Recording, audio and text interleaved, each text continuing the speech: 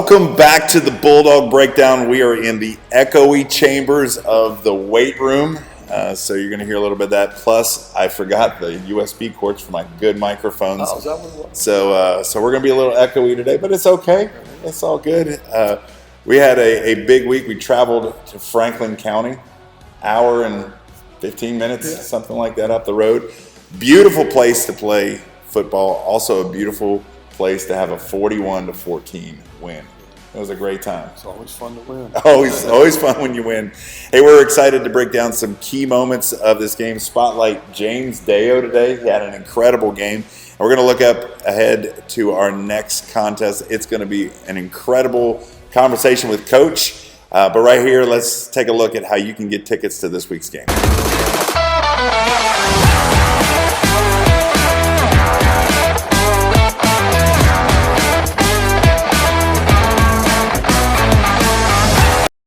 And we're back. Make sure that you get those tickets each and every week. I love that we can get tickets online now. It saves time. Era. It's a new era, that's for sure. Coach, we're going to enter the film room. We're going to talk a little bit about this week's game. We had a lot of positives. I'm sure there are some things that we could pull out of it to improve on, but it was fun to watch. The game from the opening play seemed to be in hand. I know you don't want to talk about that to the fourth quarter, but game's over, so we're not jinxing anything. Right. It was a big win against a really good Franklin County team. What do you think? I know what I think, but what do you think is the moment that really kind of solidified that game, where you kind of said, "I think we're going to be okay." We got out of the gate quickly. We're going to talk to James here in a moment. James caught a 60-yard ball right out of the gate. And then we answered right back with another score. So we got out of the gate quickly. And so getting up on a good team like that and then playing good shutout type of defense, I really felt like we had them where we wanted them right from the get-go. High school kids, 16, 17-year-old teenagers can get a little bit complacent once you do get ahead. Like that. So I really hope that we might have seen a little better stick-to-itiveness in that latter part of the first half. Once we got up, we kind of let our guard down a little bit. They scored, and so I don't think we finished out real well there. But overall, I think just getting out of the gate quickly we hadn't done that in previous scrimmages or the first game against Salem. And I think that was kind of a turning point in that it gave us some confidence to be able to build on. Yeah, there was a moment in which we were up 14-0, I believe, and they were actually driving.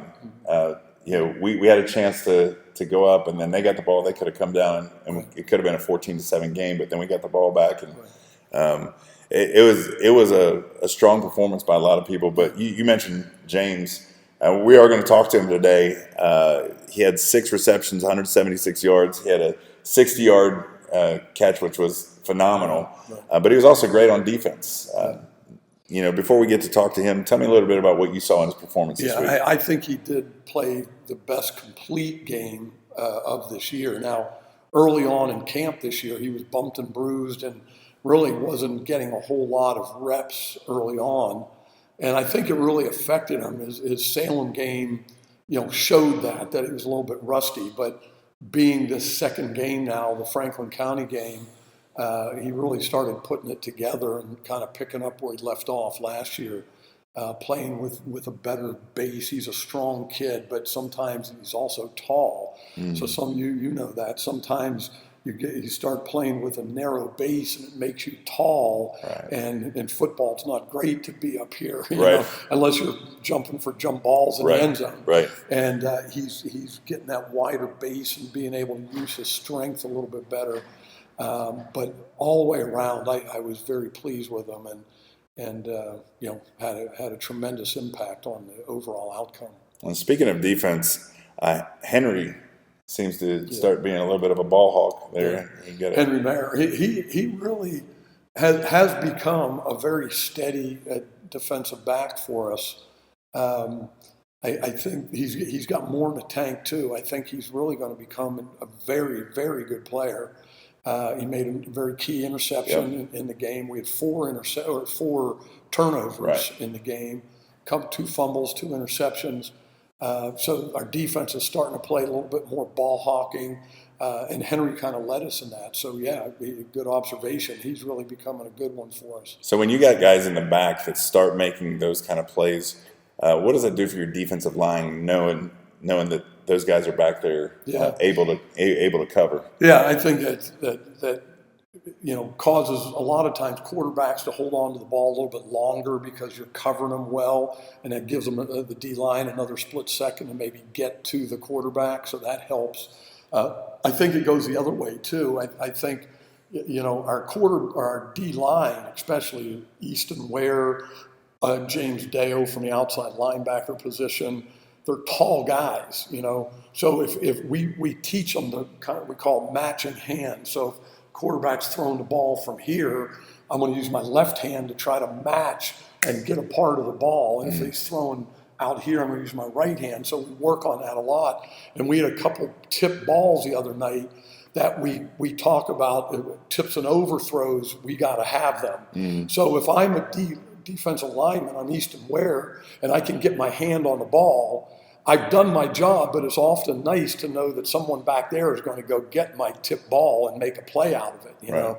So I think it does work hand in hand that way. And, we're starting to show some signs of, gelling and coming together as a unified defense. Complementary football. I love that. Speaking of gelling, kind of last thing in the film room, you and I have been talking about the offensive line. There's a lot of pieces that were plugged in this year, and you were talking about them coming together. They're learning to come together.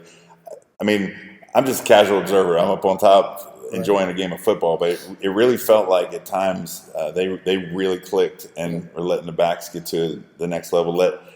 Tyler had a great game throwing, but you don't have a great game unless you're protected. So there were a couple of times Tyler was like standing back there and could have had a cup of coffee. They really did take a major step in this week's performance. Tip of the hat to Coach Jake Grove, working with those kids. He's very patient with them. Again, some of those young sophomores are taking a little bit of time to really catch on.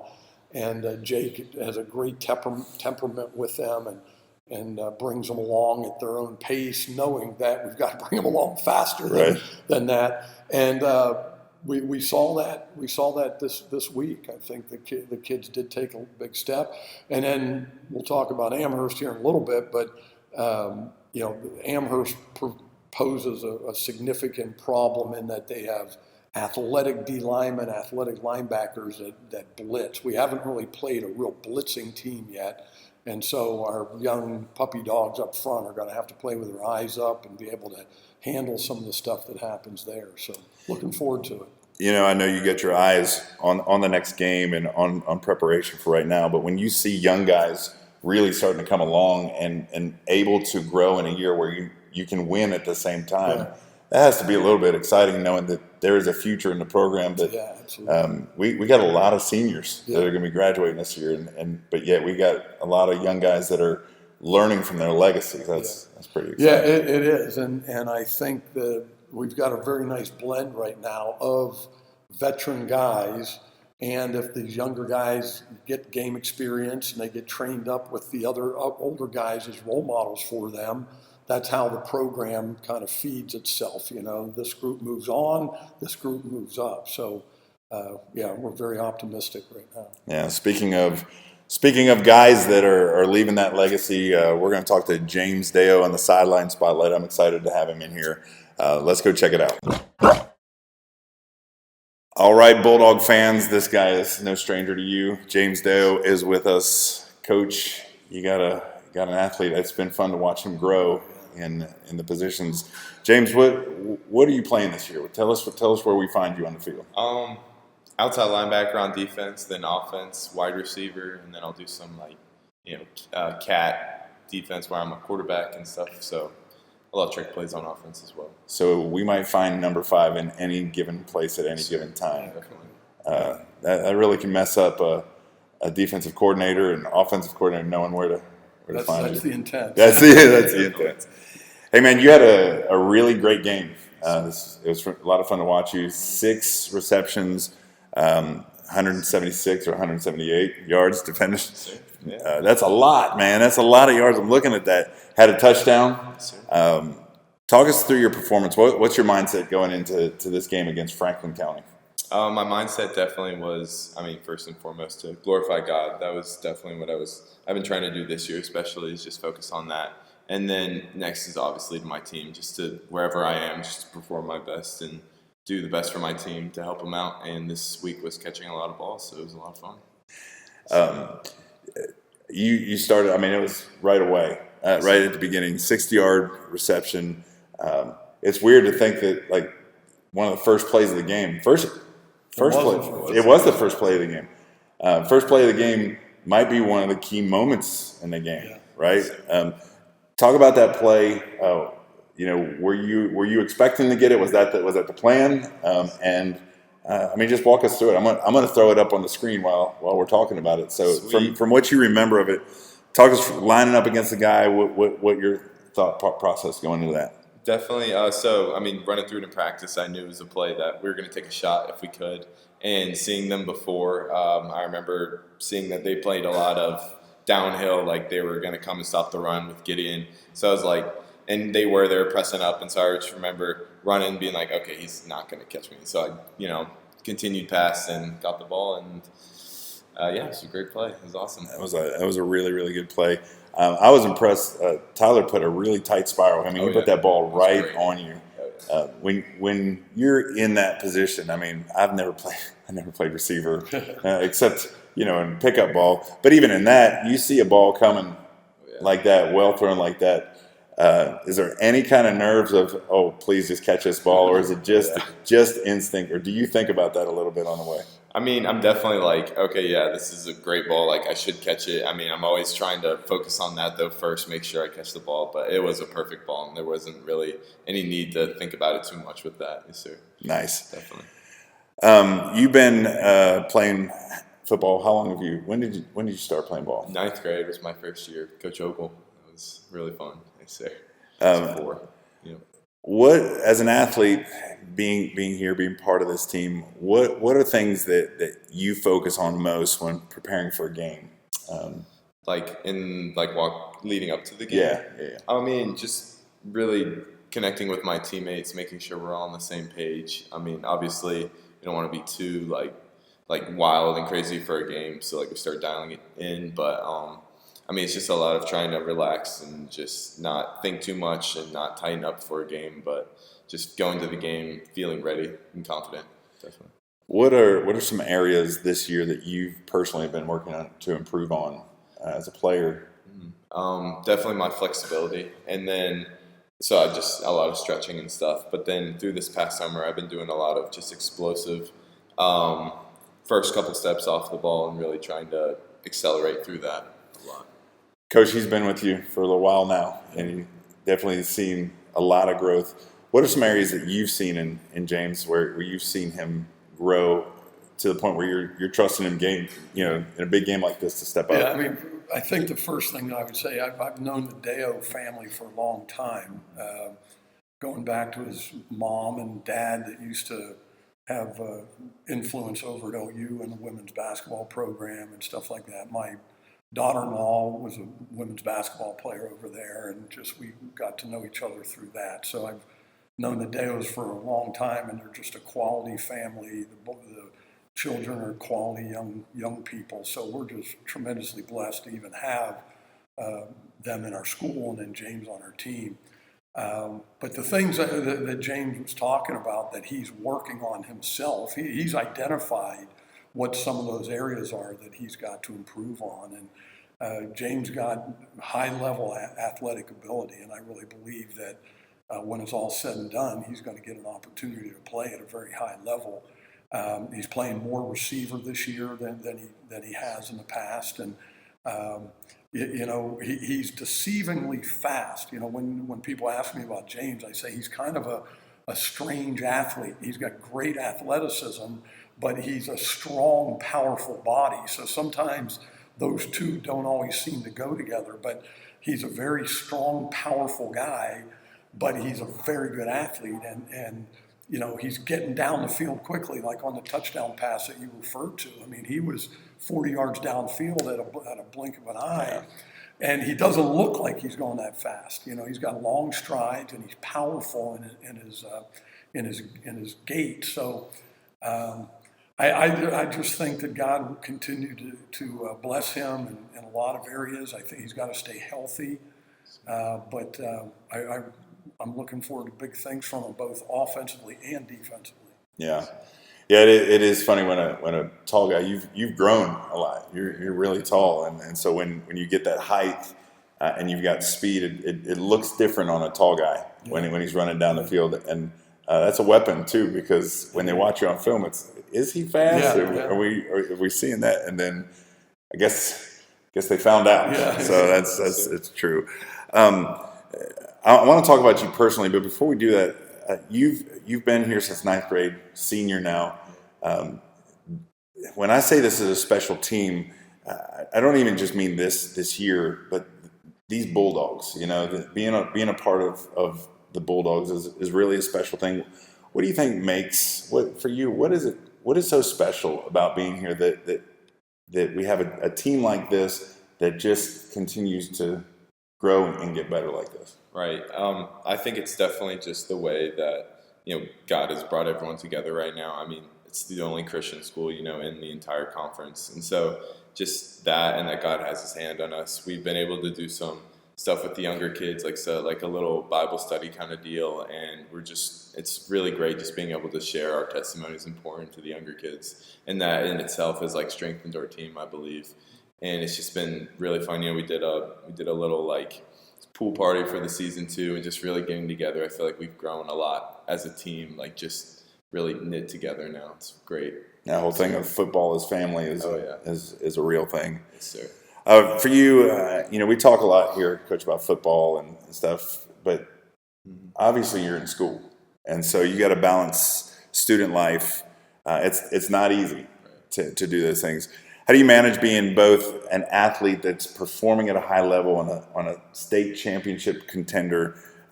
What motivates you to excel in both areas? Because I'm sure that takes a lot. Right. Well, definitely my parents have motivated me a lot. And just I enjoy being in school too. I enjoy my classes, just really pursuing that and wanting to go on. And I want to be an aviator, or I want to be a commercial pilot. So just pursuing things like that, I really enjoy. And then with football, I love being able to just come together with my team and then perform together. It's just a really fun time. So. You've talked on here already several times about faith, and I've seen that in your life. I've had the opportunity to be on a mission field with you, and faith is a big role in your life. How does your relationship with Christ influence the way that you approach the game of football and really everyday life? Mm-hmm. It's definitely a mindset of playing and working through God, just trying to do what he would do, in every situation. If I could get angry at a ref, if I could get angry at my teammates, instead trying to love on them and trying to encourage them the best way I can. Definitely just trying to see everything that through the eyes of how God would see them is definitely how I try to approach things. Coach, I know that every coach wants guys on their team that kind of set the tone, and not only on a football field, but just in the locker room and stuff. Tell me a little bit about James, what kind of a leader he is on this team. Yeah, James he's without a doubt one of our top leaders, and more by example than loud, verbose in his mannerisms. He's a leader by example. You've mentioned about the missions trip that he's been on with us actually, and James puts himself out there quite a bit, and role model in our school, going up front and Thursdays at chapel and praising the Lord, and there's a senior football captain right up there at the altar, and not that he's doing it for show, because that's James, but you talk about putting yourself out there. So once you do that, now a lot of eyeballs are on you, and now you've got to be what you appear to be. and James is walks the talk. We're just, as I said earlier, just very blessed to have him, and he's a tremendous role model for everybody.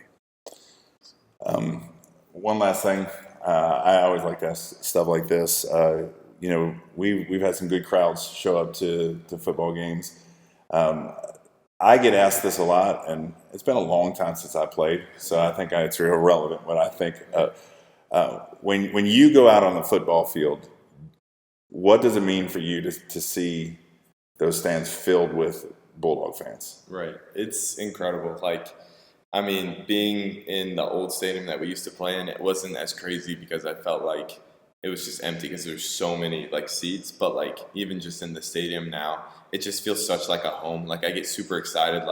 Everyone's here to see me because the stands are packed. Everyone's there. And it's just an incredible time. I love being able to play, and then it just feels alive, and it's amazing. That's so cool. So, James, we're proud of you, man. Congrats on an incredible week. And I know it's not all about stats, but it is kind of fun to look back and say, you had a big game, man. Well done. Thank you so much. I appreciate it. Well, we're back from Sideline Spotlight. What a great guy. What a blessing to have him here. I'm hoping he has another big game against Amherst. We'll talk about them in just a minute. But Coach, I want to do a little Q&A with you. Talk about football as a whole. Okay. What the impact is. LCA football is more than just a sport. Really, football is more than just a sport. But specifically here, how does the team bring the school and community together? What do you see is important about this sport? Yeah, I'm praying daily on this subject, quite honestly, within our community here. I often feel like, why is it that football is as big as it is? Right. You look over at Liberty and what goes on over there. You go to college campuses every Saturday, and you go on to any college campus, and the football stadium is 80,000. And in the baseball stadium is 3,000. And why is that? I don't know. I'm just very blessed to be in that sport that has that platform, Right. And so as it relates specifically to LCA and Bulldog Nation, we are given a platform and an opportunity to be in this VHSL where we are the only Christian school in the VHSL, and we are playing that game that culture loves. We see that everywhere. So hopefully and prayerfully that when people come to watch the LCA Bulldogs, they see it done at a very high level, excellence, but it looks a little different. It should look a little bit different. Right. And so when we have pep rallies and we have an opportunity to talk to parents groups and stuff like that, we talk about that, and we want them to come to football games and let their hair down and have fun and do the things that you see at college games on television. And when you turn on Channel 13 on a Friday night and they do the recap of all the high school games locally, and you see all the high school kids, cheering their team on. We want to be able to experience that, but do it in a manner that says, man, there's something different about that. They're enjoying themselves, they're having fun, they're cheering on their team, but they're not being derogatory. They're not being, negative directly at somebody, Right. And so I'm really continuing to pray that Bulldog Nation will continue to support, and utilize this very, very unique platform that we have. It is amazing, and it's a responsibility, and I know sometimes that's tough for students to understand of why some of the things that you guys highly encourage them to do, but it does make a difference within the community.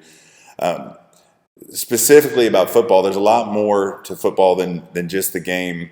Thinking of your players, we've talked about developing men out of these guys. What are some of the biggest lessons that you want your players to learn that will stay with them after they graduate?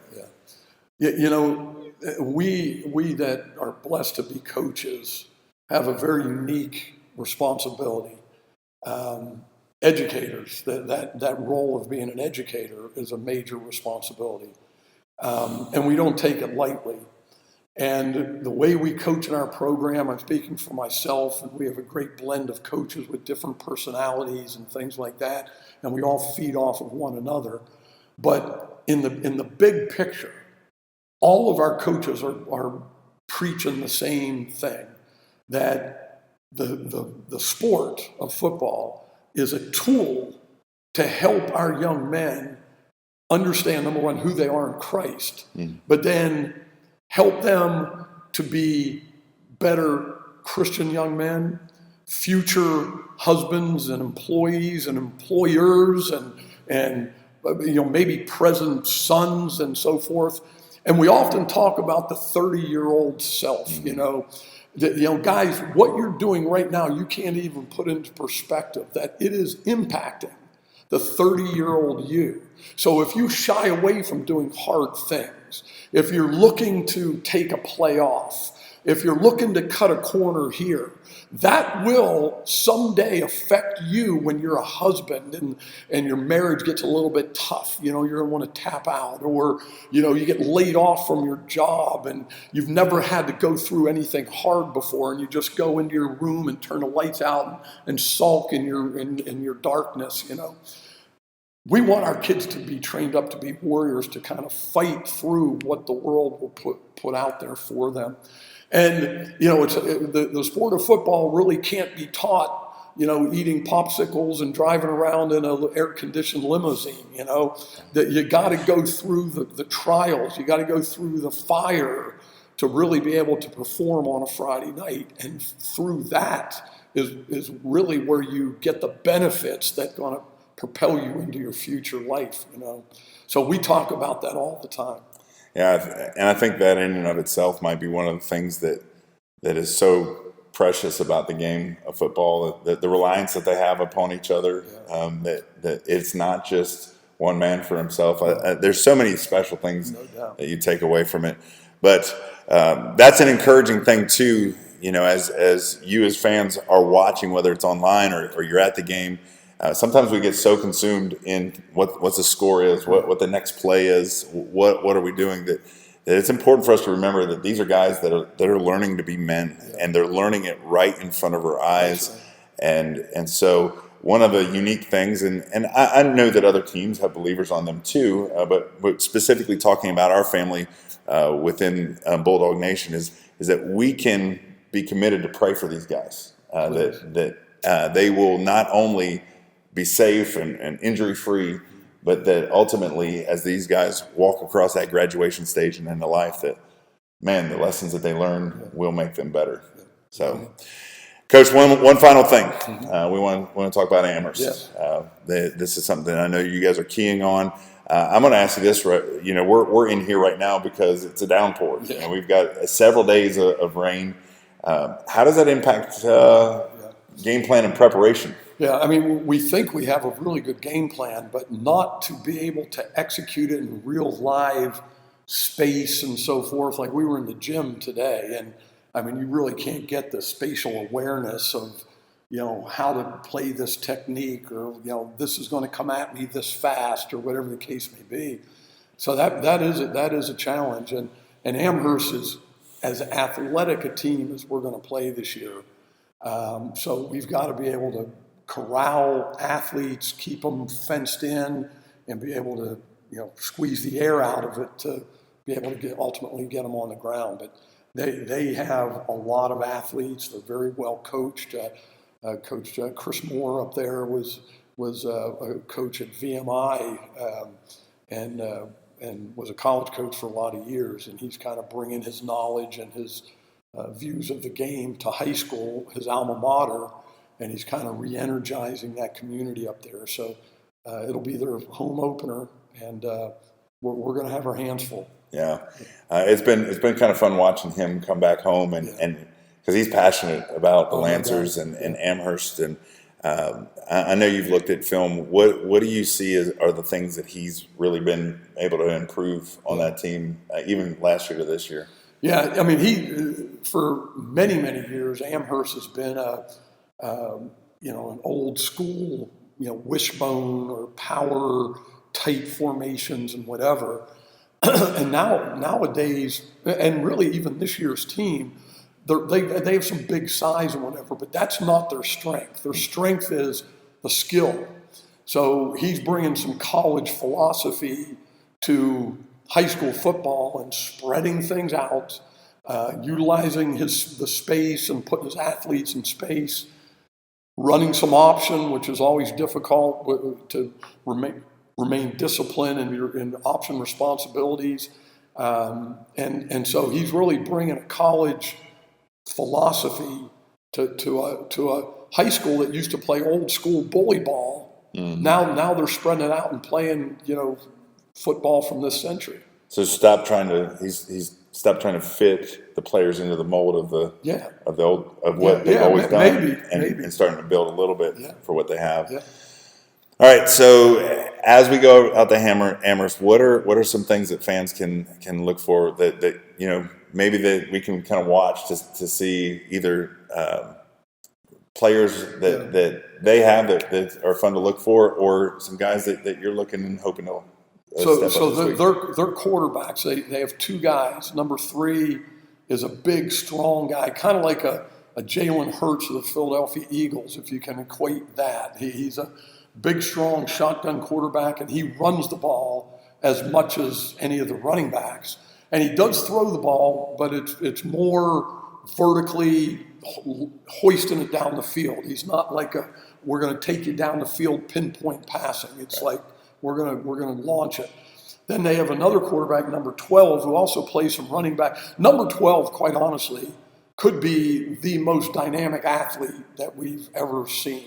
I mean, he plays every position, offensively and defensively, other than line, and he is a dynamic athlete. So you ask if our fans are watching, what can they look for to say, hey, we're doing well or we're not doing well?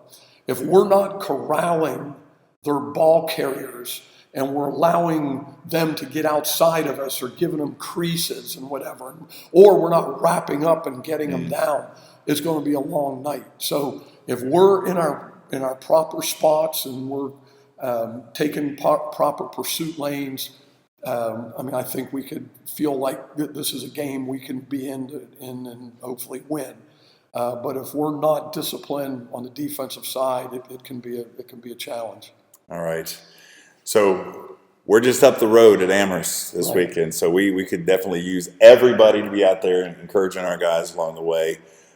It's gonna be a great game. It's a lot of fun. Weather's supposed to be nice too. This rain is going to clear out of here Thursday. And Friday's supposed to be a beautiful night. Man, put on your hoodies, come out. Yeah. Football weather. It's going to be great. Hey, we're at the 2-minute warning, so I got a pressing question to ask you. The world needs to know this. Okay. At New Mexico State, Liberty unveiled powder blue uniforms, and it seems to be a hot topic, a big topic. You're a Penn State guy, the traditional, never change anything. How do you feel about Liberty Flames wearing powder blue? I love it. And actually, I talked to Coach Chadwell a couple weeks ago and asked his permission, but kind of we already had done it. We on our coaching staff, I don't know if people have noticed, but we've gone to the powder blue on our coaching staff on the sideline on Friday night. Right. So we're trying to slowly bring that accent color into our red, white, and blue, just like LU's doing. So maybe one day Bulldogs have a powder blue alternate. Wow, that'd be crazy. Hey, this has been a great breakdown. I think we learned a lot. Deyo, man, it's going to be exciting to see if he pops off with another big performance. Who else might step up? We don't know. We'll see, and then we'll bring them in. Talk about it next week. Anything else you got to say, Coach? No, man, just thank you for what you guys do. A lot of people at home don't know what Carter behind the camera there and Cody do for our program behind the scenes, not just this podcast. So I want to thank them publicly. But then please come on, continue to come out and support our guys. It's a great group of young men, and they really do deserve your support. Hey, go Dogs.